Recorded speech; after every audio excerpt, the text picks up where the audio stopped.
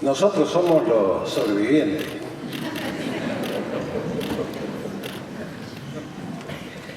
Contando la cantidad, uno de cada 3, uno de cada 4, más o menos. El año pasado dice que era uno cada 6, así que vamos mejorando.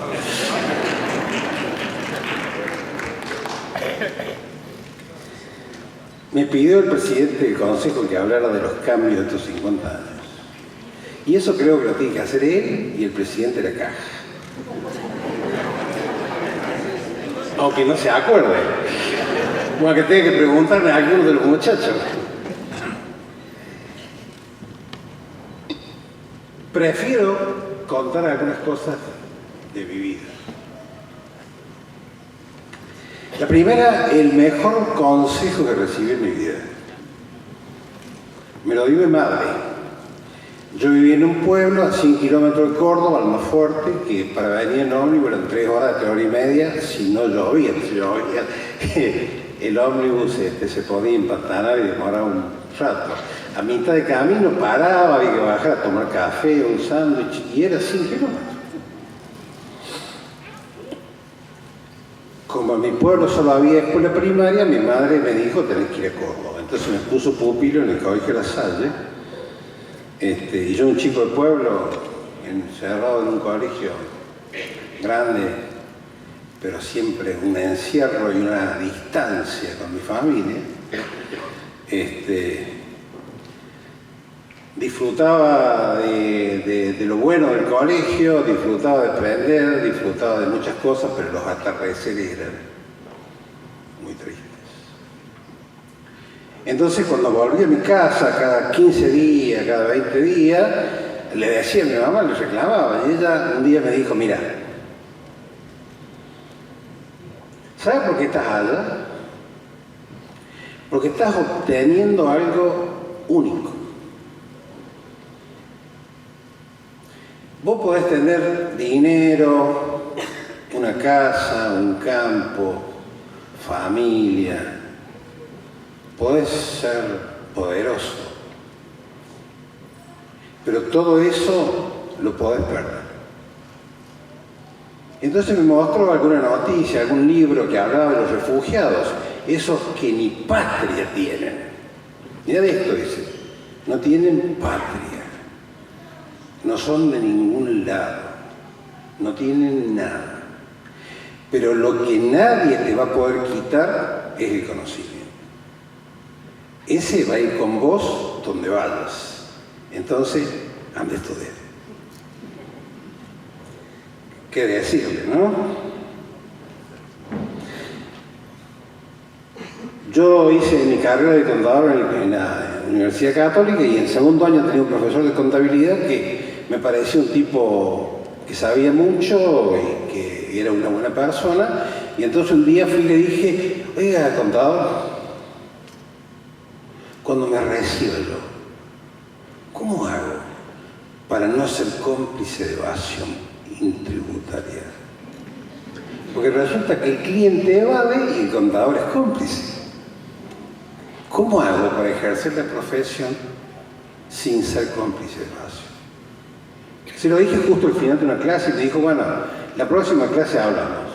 La próxima clase vino y me trajo un ejemplar de una revista que se llamaba Selección Contable, en la cual había un resumen y un comentario de la encíclica que acababa de sacar el Papa, que creo que se llamaba Rerum Novarum. Entonces yo leí el artículo, no había respuesta para mi pregunta.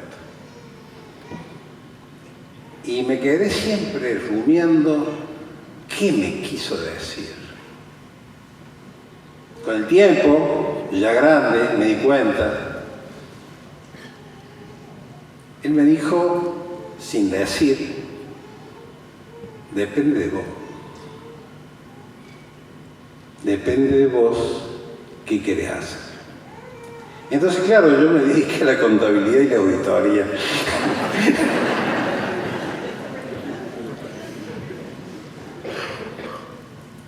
Las cosas no cambian mucho, ¿no? trabajaba en un estudio cuando me recibí y teníamos un cliente que llevaba la contabilidad con esas máquinas de registro directo, electromecánicas, digamos. Electromecánicas. Y a fin de mes hacemos un informe que era el balance mensual.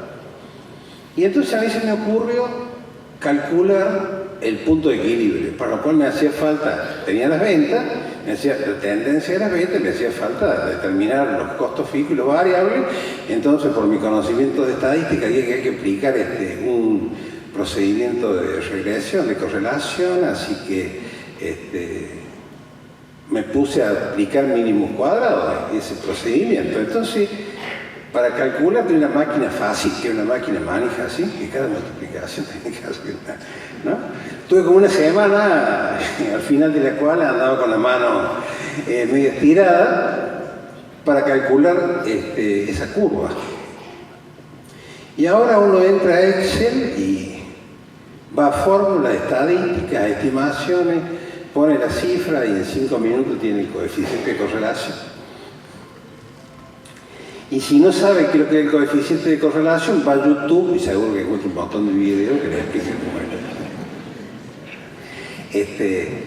Yo vivo con mi nieto, con mi mujer y mi nieto, y mi nieto sale cualquier tema, yo lo vivo retando porque juega mucho, o porque pierde el tiempo, y sale cualquier tema y el tipo, antes que yo empiece a pensar de qué se trata, qué es lo que estaba hablando, ya sacó la extensión de su mano, que es el celular, y no sé cómo hace con un dedo así, taca, taca, y me dice esta cosa.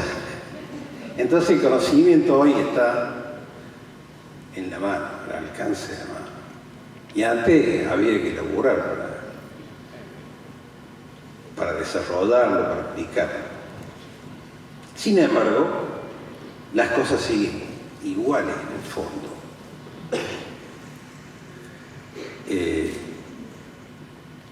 En aquel tiempo, en contabilidad, en auditoría, había certificación literal y certificación interpretada. Literal, que es que los estados contables coinciden con los libros, interpretada en informe de auditoría. En aquel tiempo, los profesionales de mayor prestigio en el país renegaban la certificación literal y pretendían sacarla, y entonces los consejos fueron a las inspecciones de sociedad jurídica a decirle que esto no era un trabajo profesional, que había que pedir certificación interpretada de informe del auditor. Algunos tuvieron suerte y algunos consejos, muchos, la derogaron. A partir de este siglo comenzaron los consejos a retroceder y a volver a poner la certificación literal. En 2008 yo fui a una jornada porque el Consejo de Tucumán hizo una gran jornada porque había reimplantado la certificación literal. ¿Por qué? Y porque vivimos en medio de la inflación, la evasión, la corrupción y el fraude. Y en ese medio, ser auditor es complicado. Poner la firma en un informe de auditoría, sabiendo que hay esos problemas, es complicado. Entonces la certificación literal es un buen elemento. La resolución técnica 37, que reemplazó la 7, trajo las normas internacionales, que uno puede hacer auditoría, puede hacer certificación literal, puede hacer revisión limitada y muchísimas otras cosas que no se nos habían ocurrido en aquellos tiempos. Con lo cual, tenemos las herramientas para salvaguardar nuestra responsabilidad. Bueno, los contadores formamos parte de las ciencias económicas. Recién escuché con mucha atención al licenciado en ciencias económicas que me precedió en el uso de la palabra. Y yo siempre me pregunté, ¿qué tenemos que ver los economistas, los administradores, los contadores y sobre todo los actuarios? Todo eso es ciencia económica. Y tratando de aprender un poco de otras cosas, encontré en el Génesis la respuesta. Porque después que Dios crea el universo, la tierra dice, y crea el hombre, le delega al hombre señorearse sobre los animales y la tierra, lo cual quiere decir administrar.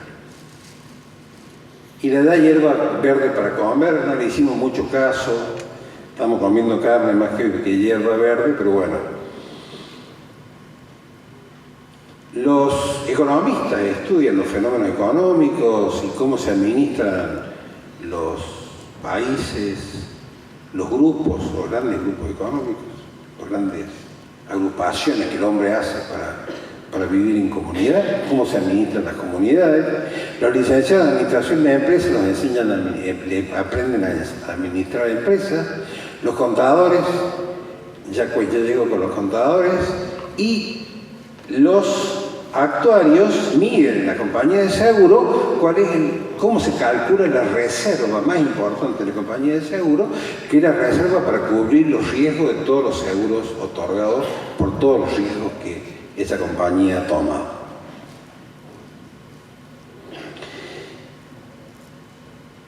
¿Y cómo se mide lo que debe hacerse administrando? Y se mide mirando la eficiencia. ¿Y cómo se calcula la eficiencia? Y bueno, es fácil, hay que comparar la renta con el patrimonio. ¿Sí? Y si uno mira municipalidades, empresas, personas, familias, países, empieza a ver algunos muy bien administrados, con mucha eficiencia, y otros con baja eficiencia. Lamentablemente la nuestra, la Argentina, es de la que está abajo, de la de baja eficiencia.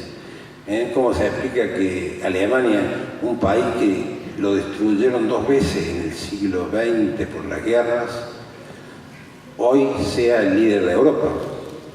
¿Cómo Angela Merkel es la líder de Europa? ¿Y los contadores qué hacemos? Los contadores medimos la eficiencia de la administración.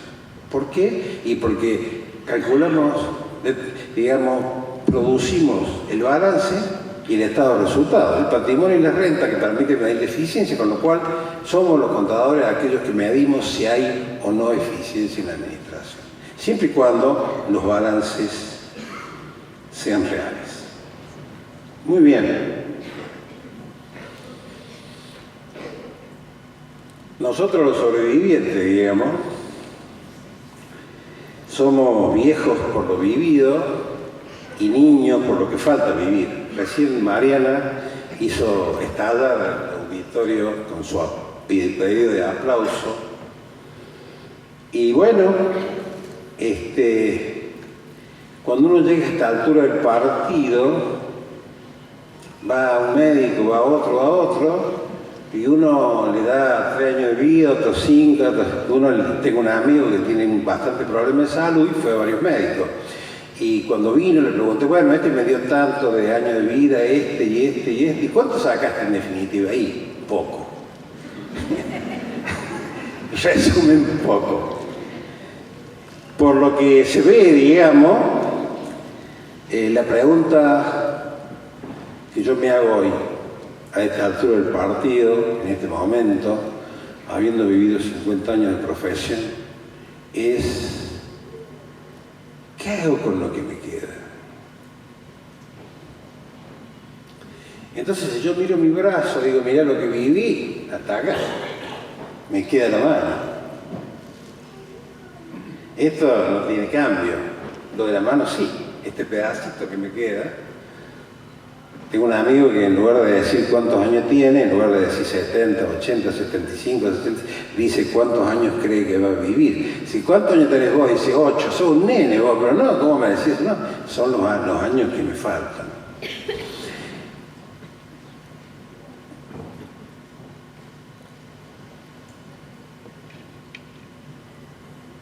Yo, inquieto por esta pregunta, ¿qué hago con lo que me queda?, empecé a ver qué dicen las religiones. Yo soy educado en la religión católica, pero las principales religiones dicen de distinta manera que el ser, lo que uno es, no muere, siempre cuerpo. Este cuerpo de carbono, y como dice Lavoisier, dijo, todo se transforma, nada se pierde, va a ser abono, va a ser algo en el futuro. Pero el ser, y la Iglesia Católica, la musulmana, las religiones hindúes y muchas otras, las principales, dicen que el ser es inmortal, de distinta manera. El nirvana, el cielo y el infierno de la Iglesia Católica.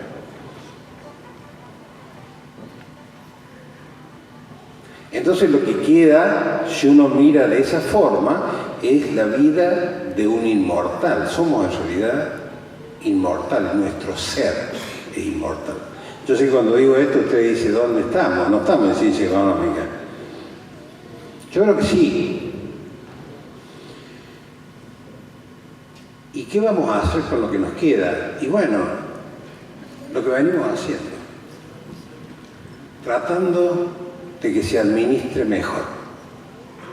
Tratando de medir la eficiencia, de ser eficientes y de lograr un futuro mejor. Por eso invito a todos los que cumplen 25 años y a los que cumplen 50 años que sigamos